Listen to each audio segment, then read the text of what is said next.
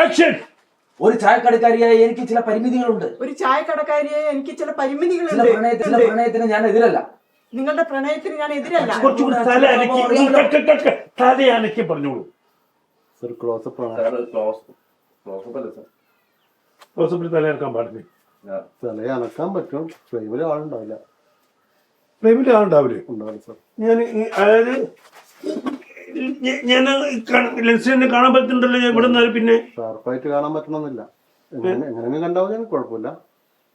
അങ്ങനെയുണ്ടല്ലേ? ഞങ്ങള് മറ്റേ കഴിഞ്ഞ പടത്തിന് വരുമ്പോഴൊന്നും ഇങ്ങനത്തെ പ്രശ്നങ്ങൾ ഉണ്ടായിരുന്നില്ല. ഈ ഡിജിറ്റൽ ആയപ്പോ ഉണ്ടാകുന്ന പ്രശ്നങ്ങളായിരിക്കും. അതെ, ഈ ക്ലോസപ്പിൽ അഭിനയിക്കുന്ന അഭിനയം വൈഡിന്റെ അത്ര വേണ്ട അല്ലേ? ക്ലോസപ്പിന് ആ ഫ്രെയിമിൽ പരിമിതികളില്ല. ഫ്രെയിം ഔട്ടാവില്ല. ഇത് ചെറിയതായിട്ട് അനങ്ങുമ്പോ അങ്ങോട്ടും ഇങ്ങോട്ടും അതറിയാം. ഞാൻ ഉദ്ദേശിച്ചത് അങ്ങ് ഫീലിംഗ് അല്ല. ഈ വികാരം എന്ന് പറയുന്നത് ഈ ഫേസിലുള്ള വികാരമാണ് ഞാൻ ഉദ്ദേശിച്ചത്. പിന്നെ ഇതൊക്കെ ഒന്ന് പറഞ്ഞു തരണേ. വൈകുന്നേരം ആകുമ്പോൾ ഞാനൊരു ഫുള്ളുമായിട്ട് വരാം.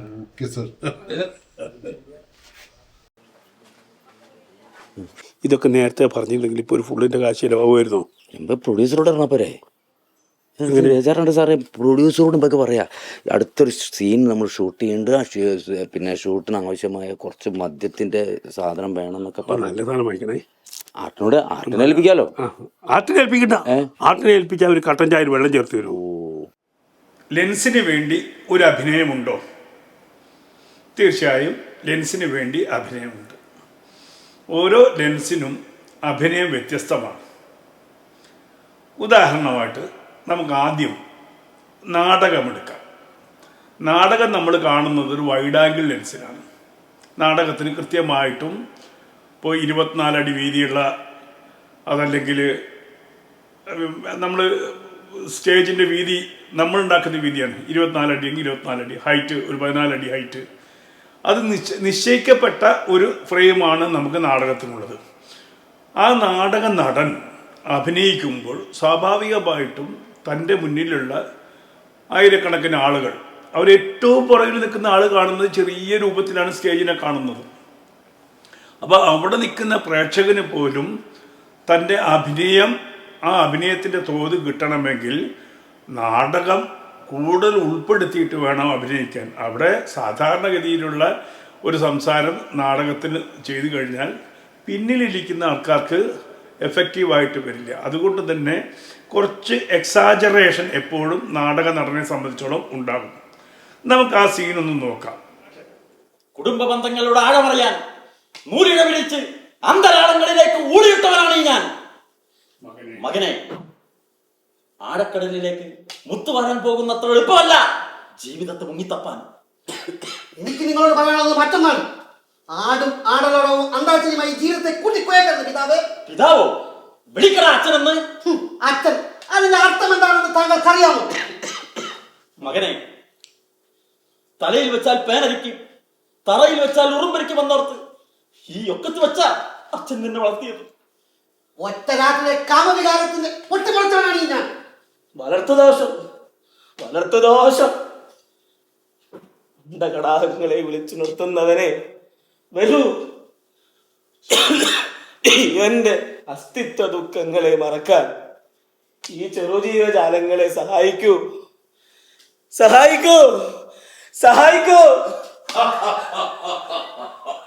എന്നെ വിളിച്ചോ? ആരും വിളിച്ചില്ല. വിളിക്കണമെന്നില്ല. ഞാൻ അവതാരമാണ്. എവിടെ അനീതി സംഭവിക്കുന്നുവോ അവിടെ അവതരിക്കുന്ന കാലചക്രമാണ് ഞാൻ. കാലത്തിന് മുൻപേ നടന്നു നീങ്ങുന്ന കാവ്യനീതി. പടക്കളത്തിൽ തോറ്റുപോകുന്നവന്റെ പടയാളി. ഓർത്തോ? കാലചക്രം ഉരുണ്ടു വന്നത് നന്നായി, അല്ലെങ്കിൽ ഇവിടെ മറ്റൊരു മഹാഭാരത യുദ്ധം നടന്നേനെ. കണ്ടല്ലോ നാടകം എങ്ങനെയാണെന്ന്. ഈ നാടകത്തെ നമ്മളിപ്പോൾ സിനിമയാക്കുക എന്ന് വിചാരിക്കുക. ഞാനൊരു വൈഡ് ആംഗിൾ ലെൻസ് ഇട്ടിട്ട് ഈ അതേ ഫ്രെയിം തന്നെ, വേറെ ഫ്രെയിമിലൊന്നും മാറ്റം വരുത്തുന്നില്ല. പക്ഷെ അതിൻ്റെ അഭിനയത്തിൻ്റെ ടോണിനെ അങ്ങോട്ട് മാറ്റുകയാണ്. കാര്യമായിട്ട് ഡയലോഗിലൊന്നും കാര്യമായിട്ടുള്ള വ്യത്യാസം വരില്ല, ചെറിയ ചെറിയ വ്യത്യാസങ്ങൾ വരുത്തുന്നു. എന്നിട്ട് ഞാനത് ഒരു സിനിമയിൽ ആ ഒരു ലോങ് ഷോട്ടിൽ ആ സിനിമ എടുക്കുകയാണെങ്കിൽ എങ്ങനെ ഇരിക്കും എന്ന് നമുക്കൊന്ന് നോക്കാം, കണ്ടു നോക്കാലോ. കുടുംബ ബന്ധങ്ങളുടെ ആഴറിയാനേ ഒരുപാട് ദൂരം സഞ്ചരിച്ചവനാ ഞാൻ. മോനെ, ആഴക്കടലിലേക്ക് മുത്തുവാരാൻ പോകുന്ന അത്ര എളുപ്പമല്ല ജീവിതത്തിനെ പറ്റി അറിയേ. എനിക്ക് നിങ്ങളോട് പറയാനുള്ള മറ്റൊന്നാണ്, ഈ ആടും ആടുകളോടും ജീവിതമായിട്ട് കൂട്ടിക്കുഴക്കരുത്. ഇതാവോ എടോ അച്ഛാന്ന് വിളിച്ചൂടെ? അച്ഛനുള്ള അർത്ഥം എന്താ നിങ്ങൾക്കറിയാം? മോനെ, തലയിൽ വെച്ചാ പേനരിക്കും, തറയിൽ വെച്ചാ ഉറുമ്പരിക്കുക വെച്ചിട്ടേ ഈ ഒക്കത്ത് വെച്ചിട്ടാ അച്ഛനെ വളർത്തിയില്ല. ഒരു രാത്രിയുടെ കാമവേരത്തിൽ പൊട്ടിമുളച്ചാൽ വളർത്തു ദോഷം അല്ലാണ്ട് എന്താ? ഞാനിപ്പോ ആലോചിക്കുന്ന ഈ ഒരു അവസ്ഥയിൽ നമ്മളെന്ന് രക്ഷിക്കാൻ ആരാ വരുന്നത് ഞാൻ ആലോചിക്കുന്നത്. എന്താ ഇപ്പൊ എല്ലാരും കൂടി ഒരു ചർച്ച? അതിന് പാര നിങ്ങൾ എങ്ങോട്ട് വിളിച്ച് വിളിക്കണമെന്നില്ല, ഞാനൊരു അവതാര. എന്ത് വലിയ കാര്യങ്ങൾ വരുമ്പോഴും ഒരു അവതാരം ഉറവെടുക്കല്ലോ എവിടെയും, അത്രേ ഉള്ളൂ. അല്ല, ഡോക്ടർ ഇപ്പൊ വന്നതെന്നാ എന്തായാലും, അല്ലെങ്കിൽ ഇവിടെ ഭയങ്കര കലാപം ഉണ്ടാവും. കണ്ടോ വ്യത്യാസം? അതാണ് സിനിമയും നാടകവും തമ്മിലുള്ള വ്യത്യാസം. ഇപ്പം തന്നെ എനിക്ക് ഇത്രയും എൻ്റെ തല ഇങ്ങോട്ട് പോയാലും കുഴപ്പമില്ല, ഇങ്ങോട്ട് പോയാലും കുഴപ്പമില്ല, ഹലോ എന്നൊക്കെ വിളിക്കാം എനിക്ക്. അപ്പോൾ അങ്ങനെ എനിക്കിപ്പോൾ ദൂരെ കൂടി പോകുന്ന ഒരാളെ ഞാൻ വിളിക്കാണ്, ഹലോ അവിടെ നിൽക്കേ. അപ്പോൾ എനിക്ക് എങ്ങനെ ഉണ്ടാവണം എൻ്റെ ആക്ഷൻ? ഇങ്ങനെ എനിക്ക് കൈയെടുക്കണം, ദൂരോട്ട് നോക്കണം. അപ്പോൾ ആ ഫീൽ ഉണ്ടാവണമെങ്കിൽ കുറച്ച് ലൂസ് ഫ്രെയിം ഇട്ടിട്ട് വേണം അത് കമ്പോസ് ചെയ്യാൻ. അതേ സമയത്ത് ഇത് എന്നെ ക്ലോസിൽ എങ്ങനെ വരും എന്ന് നമുക്ക് നോക്കാം. ഇപ്പം നമ്മൾ ക്ലോസപ്പിലാണ്. ഞാൻ ക്ലോസപ്പിൽ ദൂരെ കൂടെ പോകുന്ന ഒരാളെ വിളിക്കുകയാണ്, ഹലോ ഹലോ. ഫ്രെയിമിൽ നിന്ന് ഞാൻ പുറത്ത് പോകുന്നുണ്ട്. അതേ സമയത്ത് ഇങ്ങനെ വിളിക്കണോ, ഹലോ. ക്ലോസപ്പിൽ എത്രയേ പറ്റുള്ളൂ, വലിയ മൂവ്മെൻറ്റ് നമുക്ക് പറ്റില്ല. അതായത് ഇവിടുന്ന് ഞാൻ ഇങ്ങോട്ട് പോയാൽ ബാലൻസ് തെറ്റി, ഇവിടെ നിന്ന് ഇങ്ങോട്ട് പോയാലും ബാലൻസ് തെറ്റി, കണ്ടോ, അത്രേ പറ്റുള്ളൂ. അപ്പോൾ ക്ലോസപ്പിൽ നമ്മൾ വളരെ നിയന്ത്രിതമായിട്ടുള്ള മൂവ്മെൻറ്റേ പറ്റുള്ളൂ. ചെറിയ നമ്മുടെ അനക്കം പോലും അവിടെ നമുക്ക് ഫീൽ ചെയ്യും. അതായത് നമ്മുടെ കണ്ണിൻ്റെ ചെറിയ ചലനം നമുക്ക് വലുതായിട്ട് ഫീൽ ചെയ്യും. അവിടെ കണ്ണിൻ്റെ ചെറിയ ചലനം. ഞാനിപ്പോൾ ഇവിടെ നിന്ന് ക്യാമറ ജസ്റ്റ് ലെഫ്റ്റിൽ നിന്ന് റൈറ്റിലോട്ട് നോക്കുന്നുള്ളൂ. ഒരു ചെറിയ നമ്മൾ ഫേസ് എക്സ്പ്രഷൻ,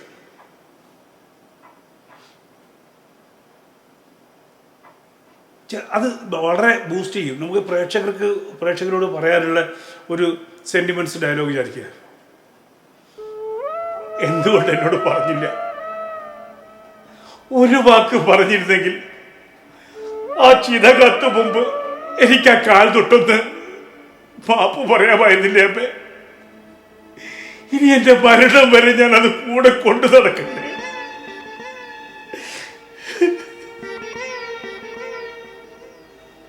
എനിക്ക് ആ ഫ്രെയിമിൽ നിന്നേ പറ്റുള്ളൂ. ഇനിയും ലൈറ്റായിട്ട് നമുക്ക് ചെയ്യാൻ പറ്റും. എന്തുകൊണ്ട് എന്നോട് പറഞ്ഞില്ല? ശീത കത്ത് മുമ്പ് ഒരു വാക്ക് പറഞ്ഞിരുന്നെങ്കിൽ എനിക്ക് ആ കാൽ തൊട്ടൊന്ന് നമസ്കരിച്ചുകൂടായിരുന്നു, മാപ്പിരുന്നുകൂടായിരുന്നു അമ്മേ.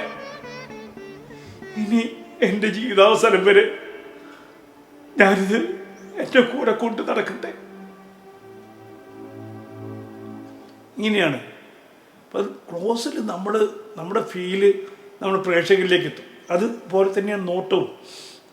ഞാൻ ഇത്ര മാറിക്കഴിഞ്ഞാൽ ആ നോട്ടം എവിടെയൊക്കെയോ പോയി അകലേക്ക് നോക്കി ഞാൻ സംസാരിക്കുകയാണ്. അതേസമയത്ത് ഇവിടേക്ക് എത്തുമ്പോഴോ നിങ്ങൾ എന്താ വിചാരിച്ചത്? എന്നെ കുറിച്ച് പ്രേക്ഷകനോട് ചോദിക്കുന്നത്. നേരെ പ്രേക്ഷകന്റെ ഹൃദയത്തിൽ തൊട്ടിട്ടാണ് നമുക്ക് പറയുന്നത്, അവനോട് ചോദിക്കുന്നത്. അപ്പം അവൻ ഇപ്പം എൻ്റെ എതിര് നിൽക്കുന്ന കഥാപാത്രം ഏതാണോ ആ കഥാപാത്രമായിട്ട് പ്രേക്ഷകൻ മാറുകയാണ്. മറക്കില്ലിട്ടോ ഞാൻ വളരെ ചേട്ടൻ ചെയ്ത ഉപകാരം ജീവിതത്തിൽ ഒരിക്കലും ഞാൻ മറക്കില്ല. എൻ്റെ മരണം വരെ ഞാനത് കാത്തു സൂക്ഷിക്കും. അയാളുടെ പറയുന്ന ഫീല്. അപ്പം ഞാൻ പറയുന്ന ആരാടാണോ ആ കഥാപാത്രമായിട്ട് തിയേറ്ററിലെ മുഴുവൻ പ്രേക്ഷകരും മാറും. ഇനി നമുക്ക് വീണ്ടും വൈഡിലേക്ക് പോകാം. ഇപ്പോൾ ആക്ടിങ് ഫോർ ലെൻസ് എന്താണെന്ന് മനസ്സിലാക്കാണമെന്ന് കരുതട്ടെ. അപ്പോൾ ഒരു അഭിനേതാവ് ശരിക്കും സിനിമയ്ക്ക് വേണ്ടി അഭിനയിക്കാൻ പഠിക്കുമ്പോൾ ഒരു നിശ്ചിത ഫ്രെയിമിൽ നിന്ന് അഭിനയിക്കാൻ പഠിക്കണം. ആ ഫ്രെയിമിൽ നിന്ന് വെളിയിലേക്ക് പോകാതെ ഒരു നിയന്ത്രിത അഭിനയം വേണം. എന്നാൽ അത്ര നിയന്ത്രിതമല്ലാതെ അഭിനയിക്കാനാണ് സാധാരണ ഗതിയിൽ. ഇപ്പോൾ ഞാൻ നേരത്തെ പറഞ്ഞിട്ടുണ്ട്, ജഗതി ചേട്ടൻ ചോദിക്കും, സാറേ ഫ്രെയിം എത്ര ഉണ്ട്, ഇത്രയുണ്ടോ, ഇത്രയുണ്ടോ, ഇത്രയേ ഉള്ളൂ ഇല്ലേ? അപ്പോൾ ഇത്രയേ ഉള്ളൂ എങ്കിൽ അതിനകത്ത് എന്ത് ഹ്യൂമർ ഉണ്ടാക്കാൻ പറ്റും എന്നുള്ളതാണ് പുള്ളി ഇങ്ങനെയൊക്കെ കാണിക്കും.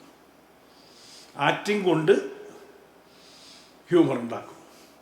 ഇപ്പം ഉദാഹരണത്തിന് ജൂനിയർ മാൻഡ്രേക്കിൽ ഇദ്ദേഹത്തെ കുഴിച്ചിടുന്നൊരു സീനുണ്ട്, മണ്ണിൽ കുഴിച്ചിടുന്നു ജഗദീനെ. കുഴിച്ചിട്ട് ഷൂട്ട് ചെയ്തുകൊണ്ടിരിക്കുക. അപ്പോൾ കുറച്ച് ബുദ്ധിമുട്ടുള്ള കാരണം ഒരു വലിയ കുഴി കുഴിച്ചു, അതിനകത്ത് ജഗതിയെ കയറ്റി, എന്നിട്ട് 2 പീസ് പലകയെടുത്ത് കഴുത്തിൻ്റെ വലുപ്പത്തിൽ തുളയിട്ട് 2 സൈഡിൽ നിന്നും അടച്ച് അതിൻ്റെ മുകളിൽ മണ്ണിട്ട്. അപ്പം ഈ മണ്ണിട്ട് കഴിഞ്ഞാൽ കുറേ നേരത്തേക്ക് അദ്ദേഹത്തിന് അനങ്ങാൻ പറ്റില്ല. അപ്പോൾ അദ്ദേഹം ഇടയ്ക്ക് എന്നെ വിളിക്കും, അങ്ങനെ വിളിക്കും. ഞാൻ ചെല്ലും, എൻ്റെ മൂക്കൊന്ന് ചൊറിഞ്ഞെന്നേ. കാരണം മൂക്കിൽ ചൊറിയുമ്പോൾ അദ്ദേഹത്തിന് കൈയെടുക്കാവോ, നമ്മളിത് ചൊറിഞ്ഞു കൊടുക്കും. അപ്പോൾ അദ്ദേഹം എന്നോട് പറഞ്ഞു, അലി, നമ്മുടെ മൂക്കിൽ ഇപ്പോൾ ഒരു ഈച്ച വന്നിരുന്നാൽ എങ്ങനെ ഇരിക്കും? എനിക്ക് പെട്ടെന്ന് അതിൻ്റെ ഹ്യൂമർ കത്തി. ഞാൻ നാട്ടിൻ്റെ ആൾക്കാർ ഞാൻ പറഞ്ഞു, ഈച്ചയോ തുമ്പിയോ എന്തെങ്കിലും ഒരു സാധനത്തിന് ഇമ്മീഡിയറ്റ്. അപ്പോൾ അവർ ഓടി. ആ പറമ്പിൽ നിന്ന് അവർ തുമ്പിയെ കൊണ്ടുവന്നിട്ട് മേക്കപ്പ് ചെയ്യുന്ന സ്പിരിറ്റ് ഗം അതിൻ്റെ കാലിലാക്കിയിട്ട് പതിയെ ഈ ജഗതിയുടെ മൂക്കിലൊട്ടിച്ചു കൊടുത്തു. അപ്പോൾ വളരെ ടൈറ്റ് ഫ്രെയിം. അവിടെ ഇങ്ങനെ കാണിക്കുന്ന ആ കാഴ്ചയുണ്ടല്ലോ, അത് തിയേറ്ററിൽ ഉണ്ടാക്കിയ ചലനം ഭയങ്കരമാണ്. അപ്പോൾ വളരെ ടൈറ്റ് ഫ്രെയിമിലാണ് അതിന് ഭംഗിയുള്ളത്. അപ്പോൾ അവിടെ അതേ ചെയ്യാൻ പറ്റുള്ളൂ, ഇങ്ങനെ ചെയ്യാൻ പറ്റുള്ളൂ, അതിൻ്റെ അപ്പുറത്തേക്ക് ചെയ്യാൻ പറ്റില്ല. ആ ടൈറ്റ് ഫ്രെയിമിൽ നിന്ന് വർക്ക് ചെയ്യുമ്പോൾ ഉണ്ടാകുന്ന അവൾ എത്ര മുഖം കൊണ്ട് ഹ്യൂമർ ഉണ്ടാക്കാൻ പറ്റും. അതേസമയത്ത് ലൂസ് കൊടുത്താലോ, അമ്പിളിച്ചേട്ടൻ അവിടെ എന്തൊക്കെ കാണിക്കുന്നു. അമ്പിളിച്ചേട്ടൻ പറഞ്ഞാൽ ജഗതിചേട്ടൻ അമ്പിളിച്ചേട്ടൻ എന്ന് പറയുക സെറ്റിൽ. ചിലപ്പോൾ ചുമരയെ നക്കി തിന്നും, ടച്ചപ്പ് വെള്ളമടിക്കാൻ ടച്ചപ്പ് ചുമരയെ നടക്കും.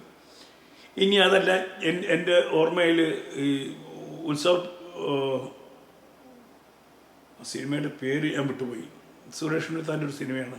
ആ സിനിമയിൽ ഒരു കള്ള് ഷാപ്പിൻ്റെ മുന്നിലുള്ള സീനെന്ന് അമ്പിളിച്ചേട്ടൻ അഭിനയിച്ചുകൊണ്ടിരിക്കുക. അമ്പിളിച്ചേട്ടൻ ചോദിക്കുന്നു, ഇത് ലൂസ് ഫ്രെയിമാണോ? അതെ ലൂസ് ഫ്രെയിം. ഈ പുറകിലെ വയലുണ്ടോ? ഫ്രെയിമിൽ ഉണ്ട്. അഭിനയിച്ച് അതിൻ്റെ ഒരു സീക്വൻസിൽ ഒരൊറ്റ ചാട്ടാ പുള്ളി ഈ വെള്ളത്തിലോട്ട്. വെള്ളം എന്ന് പറഞ്ഞാൽ വളരെ മോശം ചെളിയാണ്. ആ ചെളിയിലേക്ക് ചാടി. അത് വെച്ചിട്ട് പിന്നെ ബാക്കി ആ കണ്ടിന്യൂറ്റി. അപ്പോൾ അങ്ങനെ ആ സിറ്റുവേഷനിൽ എങ്ങനെ ഹ്യൂമർ ഉണ്ടാക്കാം, അതിന് എത്ര ഫ്രെയിം വിടുത്ത് വേണം എന്നറിയുന്ന നടനായിരുന്നു അമ്പിളിച്ചേട്ടൻ. അതറിഞ്ഞ് അഭിനയിക്കുക. അപ്പം ഈ രംഗത്തേക്ക് വരുന്ന പലരും ചോദിക്കാറുണ്ട്, സാറേ ഞാൻ നാടകത്തിൽ നന്നായിട്ട് അഭിനയിച്ചിട്ടുണ്ട്. നാടകത്തിൽ അഭിനയിച്ചതാണ് ചിലപ്പോൾ പലപ്പോഴും പോരായ്മയായിട്ട്. നാടകത്തിൽ അഭിനയിച്ച ആൾ സിനിമയിൽ വന്നാൽ ഡയലോഗ് കൊടുത്താൽ ആ ശരി പറയാം. ഇപ്പം നമ്മൾ പറയുന്ന ഡയലോഗ് എന്തൊക്കെയുണ്ട് ചേട്ടാ വിശേഷങ്ങൾ എന്നാണ് നമ്മൾ കൊടുക്കുന്നത്. എന്തൊക്കെയുണ്ട് ചേട്ടാ വിശേഷങ്ങൾ നാടകക്കാരൻ ഇത് വരും. കാരണം അദ്ദേഹം പഠിച്ച് അത് തന്നെ പ്രാക്ടീസ് ചെയ്താൽ അദ്ദേഹത്തിന് എന്തൊക്കെയുണ്ട് വിശേഷങ്ങൾ എന്ന് ചോദിക്കാൻ പറ്റില്ല. അതേപോലെ തന്നെ കഥകളി നടന്മാർ, കഥകളി സ്ഥിരമായിട്ട് കഥകളി അഭിനയിക്കുന്ന ഒരാളോട് ചേട്ടാ കുറച്ച് ദേഷ്യം കാണിക്കുമോ, ഇങ്ങനെ വരും. കരുണ എന്ന് പറഞ്ഞാൽ കഥകളിയുടെ കരുണ വരും. ഇത് അനുഭവത്തിൽ നിന്ന് പറയുന്ന കാര്യങ്ങളതൊക്കെ. അപ്പോൾ സിനിമയിൽ അഭിനയിക്കുക എന്ന് പറയുന്നത്, അഭിനയം അറിയുന്ന ഒരാൾ സിനിമയിൽ അഭിനയിക്കുമ്പോൾ ആക്ടിങ് ഫോർ ലെൻസ് എന്നുള്ള തലത്തിലേക്ക് മാറണം. ആക്ടിങ് ഫോർ ലെൻസ് നിങ്ങൾക്ക് ചെയ്യാം. നിങ്ങൾക്ക് ഇപ്പോൾ പണ്ടത്തെ പോലെയല്ലോ, മൊബൈലുണ്ടല്ലോ, എടുക്കുക, അത് വയ്ക്കുക, ക്ലോസപ്പ് വയ്ക്കുക, അടുത്ത് വെച്ചിട്ട് എടുക്കുക, അഭിനയിക്കുക, ദൂരെ വെച്ചിട്ട് അഭിനയിക്കുക, പഠിച്ചു നോക്കൂ. പിന്നെ മെമ്മറി വേണം. ആ മെമ്മറി എന്തിനാന്നുള്ളത് വേറൊരു അവസരത്തിൽ പറയാം. ഡയലോഗ് മാത്രമല്ല, താൻ ചെയ്യുന്ന പ്രവൃത്തിയുടെ ഓർമ്മകൾ ഉണ്ടായിരിക്കണം. സിനിമയുടെ മറ്റൊരു നിയമമാണത്. അത് ഇപ്പോൾ പറയുന്നില്ല, അത് വേറെ ഒരു എപ്പിസോഡിൽ പറയാം. പക്ഷേ ഈ അവർ ആക്ടിങ് ഫോർ ലെൻസ് എന്നുള്ളത് മനസ്സിലാക്കുക. അതിൽ ഇപ്പം ഞാൻ നേരത്തെ വെച്ച ക്ലോസപ്പിനേക്കാളും അടുത്ത ക്ലോസിൽ ഇത്രയൊക്കെ വരും കേട്ടോ. ഇത്രയുള്ളൊരു ക്ലോസിലേക്ക് വന്നു കഴിഞ്ഞാൽ അവിടെ നമുക്ക് കണ്ണ് ചെറുതായിട്ട് ചലിപ്പിക്കാനേ പറ്റുള്ളൂ. ചെറിയ ലുക്ക് പോലും ഇപ്പം നമ്മൾ ലെഫ്റ്റ് ലുക്ക് റൈറ്റ് ലുക്ക് എന്നൊക്കെ പറയുന്ന ഇടത്തോട്ട് നോക്കുക കേട്ടാന്ന് പറഞ്ഞാൽ ഇടത്ത് വലത്ത് എത്ര വ്യത്യാസം വന്നു. ഞാൻ നോക്കുന്നത് ഈ ലെൻസിൻ്റെ തൊട്ടടുത്തടുത്ത് നോക്കുന്നത്. പക്ഷെ ആ നോട്ടം അത് വേറെ ക്ലാസ്സാണ്. നോട്ടം എന്താണെന്നറിയാൻ അവിടെയൊക്കെ നമ്മൾ പോകുന്നത്. നോട്ടം എന്താണെന്നറിയാൻ നമുക്ക് പോകാം. ഇനി നമുക്ക് നമ്മുടെ സംവിധായകൻ കള്ള് വാങ്ങിച്ചു കൊടുത്തിട്ട് എങ്ങനെയാണ് കാര്യങ്ങൾ പഠിക്കുന്നതെന്ന് നോക്കാം.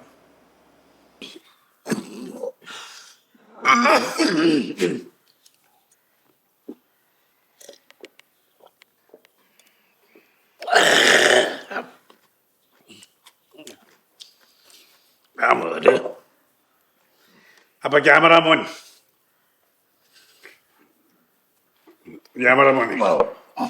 ഇന്നത്തോടെ ഫുൾ സുല്ല് എല്ലാം കോംപ്ലിമെന്റ് കോംപ്രമൈസ്. എനിക്ക് നമ്മൾ സിനിമാക്കാർ പരസ്പരം പാരവയ്ക്കാൻ പാടില്ല. നമ്മൾ പരസ്പരം പാരവയ്ക്കാൻ പാടില്ല. പണി അറിയില്ലേ എന്നുള്ളതൊക്കെ വേറെ വിഷയം. ഇത് പുറത്ത് നമ്മൾ ഒരുമിച്ച് നിന്നാലേ സിഗരറ്റൊക്കെ വലിച്ച് പോകാം. ഇല്ലേ കട്ടപ്പീടി വലിച്ചിട്ട് പോണ്ടി വരും. കഷ്ടപ്പെട്ട് ഞാൻ കാലിൽ പിടിച്ച് ഇവനും കാലെ പിടിച്ച് കരഞ്ഞിട്ടാണ് ആ പ്രൊഡ്യൂസറെ വീഴ്ത്തിയത്.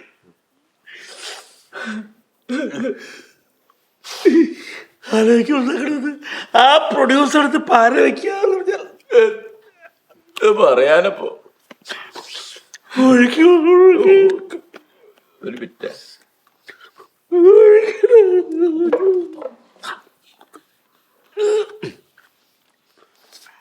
ഇവിടെ പോയി കഥ ഇങ്ങനെ പറഞ്ഞ് ഡ്രോൺ ഇങ്ങനെ വന്നു, ഡ്രോൺ അങ്ങനെ പോയി എന്നൊക്കെ പറഞ്ഞാണ് ആ പാവനെ നമ്മൾ വീഴ്ത്തിയത്.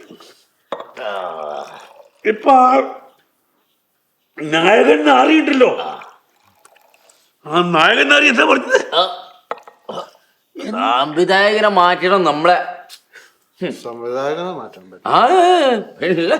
എന്നെപ്പോലും സംവിധാനം ഉള്ളതുകൊണ്ട് നിങ്ങളെപ്പോഴത്തെ ആൾക്കാർ കഞ്ഞി കുടിച്ച് പോയിട്ടുണ്ടോ? അത് വേറെ കേട്ടില്ല. അല്ല, എന്നെപ്പോലും സംവിധാനമുള്ള ഇവരെപ്പോലും ആൾക്കാർ കഞ്ഞി കുടിച്ച് പോകുന്നത്. അല്ല ഇത് എന്താ പുലിയൊന്നും നരിയ. ക്യാമറമാനെ, ഈ സിനിമ പിടിക്കാൻ വേണ്ടിയിട്ടേ ഇങ്ങനെ തണ്ടാൻ തുടങ്ങി. ഞാനിവനും അവന് ചെരുപ്പുണ്ടായിരുന്നില്ല. കഴിഞ്ഞ മാസം അമ്പലത്തിൽ പോയിട്ട് മോട്ടിച്ചിട്ടാണ് ചെരുപ്പിട്ടത്. എനിക്കും ചെരുപ്പുണ്ടായിരുന്നില്ല. ഏത് പ്രൊഡ്യൂസറെ കാണാൻ പോകുമ്പോൾ ചെരുപ്പ് ഇതൊക്കെ വാടകയ്ക്ക് എടുത്തതാണോ? അത് ശരിക്കും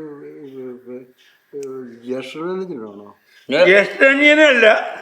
കുറെ കാലം ഞാൻ ഇവനെ പോറ്റി, ഇവൻ കുറെ കാലം എന്നെ പോറ്റി. ഞാൻ പോറ്റി അവൻ പോറ്റി, ഞാൻ പോറ്റി അവൻ പോറ്റി, ഞാൻ പോറ്റി അവൻ പോറ്റി, മൊത്തം പോറ്റി. ശരി പിടിക്കുന്നില്ല.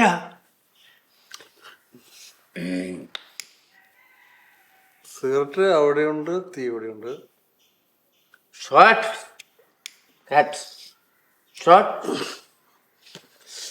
സ്റ്റാർട്ടും കേട്ടൊക്കെ ഞാൻ പഠിച്ചു. ഇനി ഈ ക്യാമറ മോൻ്റെ അടുത്ത് കുറച്ച് കാര്യങ്ങൾ പഠിക്കണം. ക്യാമറ മോനെ, ഇനിയും സാധനം വരും. ഇനിയും പഠിപ്പിക്കും. ഇത് വന്നാൽ പഠിപ്പിക്കുമല്ലോ. പഠിപ്പിക്കും. അപ്പം ഇനിയും സാധനം വരും. സാധനം കയ്യിലുണ്ട്. സാധനം കയ്യിലുണ്ട്.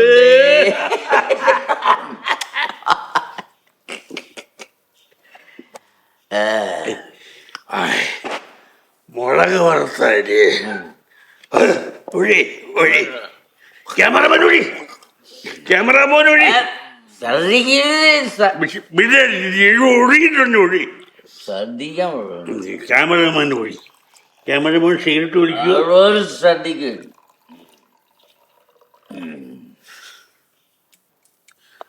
Cameraman cigarette ഒഴിക്കില്ല.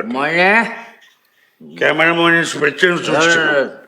ക്യാമറമാൻ്റെ കയ്യിൽ നാളെ മുതൽ 2 ചിക്കൻ പിടിക്കണം. ഒരു പൈൻറ്റ് ഡെയിലി കൊടുക്കണം. അത് നീ എങ്ങനെ കൊടുക്കുക? അതിലൊരു മണ്ടൻ നടനില്ലേ, എന്താണ് ആ കൃഷ്ണൻകുട്ടി നടൻ, അവനെ പിടിച്ചിട്ട് അവനോട് പറയാം, എടാ നീ ക്യാമറമാനൊരു കുഴപ്പമുണ്ട്, ക്ലോസപ്പ് എടുക്കുമ്പോൾ സോഫ്റ്റ് ആക്കും. ആ സോഫ്റ്റ് ആക്കാതിരിക്കാൻ വേണ്ടിയിട്ട് ക്യാമറമാന് കൈക്കൂലി കൊടുക്കണം. അപ്പം നമ്മളെ അക്കൗണ്ടിൽ നിന്ന് പതുക്കെ ആ അക്കൗണ്ടിലേക്ക് പോയി. ക്യാമറമാൻ ഉറങ്ങിയോ? ഇല്ല സാർ. ഉറങ്ങിയില്ലല്ലോ. ഇല്ല ഇല്ല ഇല്ല. അപ്പൊ ഏതൊക്കെ ലെൻസുകളെന്ന് പറഞ്ഞു? ലെൻസിനെ പറ്റി ചോദിക്കണ്ട സാറ്. എന്ത് വേണം ഞാൻ ചെയ്യും, പറഞ്ഞാ മതി.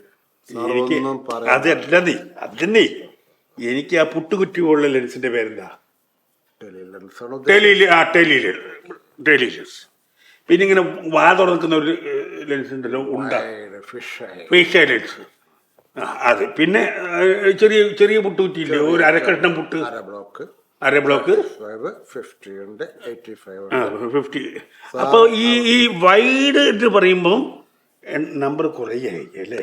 വൈഡ് എന്ന് പറയുമ്പോൾ നമ്പർ കുറയില്ല, നമ്മളെ നമ്പർ ഇങ്ങനെ കൂടിക്കൊണ്ടേയിരിക്കും. അതല്ലേടോ ഈ ഫിഷ് ആയിട്ട് പറഞ്ഞ 6.8 എന്നല്ല പറഞ്ഞത്, ആ നമ്പർ. പിന്നെ 15 എന്ന് പറഞ്ഞാൽ കുറച്ചും കൂടി ചെറിയ വൈഡ്, 25 കുറച്ചും കൂടി ചെറിയ വൈഡ്, പിന്നെ 40 എന്ന് പറയുമ്പോൾ ഇങ്ങനെ നോർമലി അല്ലേ? പിന്നെ ടെലി എന്ന് പറഞ്ഞാൽ ഇങ്ങനെ വരച്ച പോലെ ഇരിക്കില്ലേ? അല്ല, അപ്പൊ ദൂരത്തുള്ള മരല്ലേ,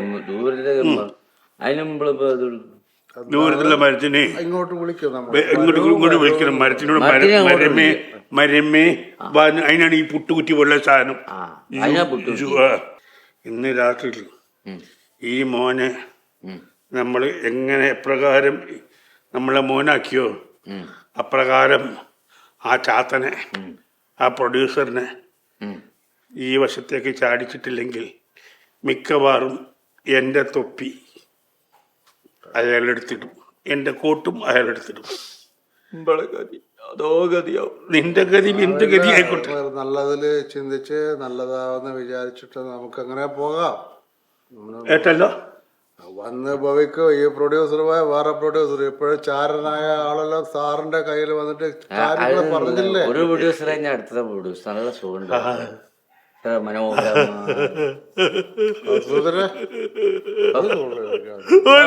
ഒരു പ്രൊഡ്യൂസർ പോകുമ്പോ ആ പ്രൊഡ്യൂസർ പോകുമ്പോ വേറൊരു പ്രൊഡ്യൂസർ.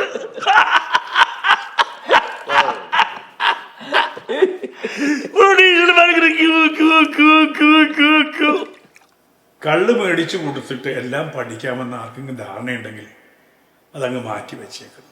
പഠിക്കണമെങ്കിൽ ക്ഷമ വേണം, അന്വേഷണം വേണം. ക്ഷമയും അന്വേഷണവും ഉണ്ടെങ്കിലേ നമുക്കൊരു ശാസ്ത്രം പഠിച്ചെടുക്കാൻ പറ്റും. പലപ്പോഴും ജീവിതത്തിലെ വഴിത്തിരിവായി വരുന്നത് ഒരു ശാസ്ത്രം പഠിക്കാൻ ശ്രമിക്കുന്നതുകൊണ്ടാണ്. എൻ്റെയൊക്കെ ജീവിതത്തിൽ അങ്ങനെയാണ്. ഞാൻ സംവിധാനം പഠിക്കാൻ വേണ്ടി പോയപ്പോൾ അവിടെ ഉച്ചവരെ എനിക്ക് ഡയറക്ഷൻ ക്ലാസ് ഉണ്ടായിരുന്നു. അത് കഴിഞ്ഞാൽ വെറുതെ ഫ്രീ ആണ്. ആ സമയത്ത് അവിടെ സ്റ്റിൽ ഫോട്ടോഗ്രാഫിയുടെ ക്ലാസ് ഉണ്ട്. അങ്ങനെ സ്റ്റിൽ ഫോട്ടോഗ്രാഫിയുടെ ക്ലാസ് അത് നടക്കുമ്പോൾ ദൂരെ നിന്ന് മാറി ഞാൻ നോക്കും. അങ്ങനെ ദൂരെ നിന്ന് മാറി നിന്ന് അപ്പോൾ അങ്ങനെ നോക്കി നിന്ന് പഠിച്ചതാണ് സ്റ്റിൽ ഫോട്ടോഗ്രാഫിയൊക്കെ. അപ്പം നമുക്ക് പഠിക്കണമെന്ന് ആഗ്രഹം ഉണ്ടെങ്കിൽ പോകാം. അങ്ങനെ ഓരോ ജീവിതത്തിൽ നമ്മൾ നോക്കി നിന്ന് സാധിച്ച പല കാര്യങ്ങളിലൊന്നാണ് വീഡിയോ എഡിറ്റിങ്, അതേപോലെ ക്യാമറ. ഒട്ടുമിക്ക വിഷയങ്ങളും ഇതേപോലെ നോക്കി നിന്ന് പഠിച്ചതാണ്. അപ്പോൾ ക്ഷമയോടുകൂടി ഒരു കാര്യം ഇത്ര പോലും ആരും പറഞ്ഞു തരാണ്ടായിരുന്നില്ല. ഇപ്പം ഞാൻ പറഞ്ഞു തരുന്ന പോലും ഈ വെറുതെ കിട്ടുമ്പോൾ അതിന് വിലയുണ്ടാവില്ല എന്നുള്ള ഒരു ചൊല്ലുണ്ട്. അപ്പോൾ ഇത് വെറുതെ കിട്ടുന്നതാണ്, അതിൻ്റെ കരുതി അതിനെ വിലയില്ലാതെ കളയരുത്. ആരും പറഞ്ഞു തരാത്ത കാര്യങ്ങളാണ് പറഞ്ഞു തരുന്നത്.